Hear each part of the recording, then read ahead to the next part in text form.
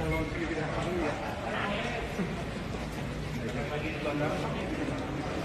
Iya, di bandara, di bandara. Ada tadi. Iya, ya. Sama dari ini.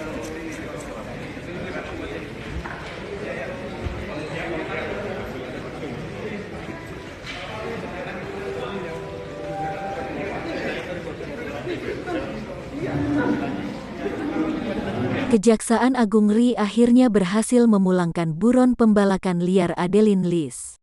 Hal tersebut terlihat dalam akun Instagram Kejaksaan RI @kejaksaan.ri yang dilihat Sabtu, tanggal 19 Juni tahun 2021, pukul 20.20 waktu Indonesia Barat.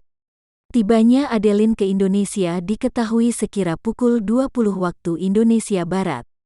Terlihat Adeline berada di dalam mobil bersama sejumlah orang.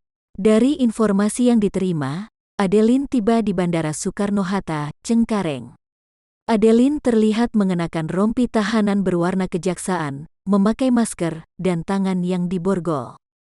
Jaksa Agung ST Burhanuddin mengatakan pemulangan Adeline menggunakan pesawat Garuda Indonesia.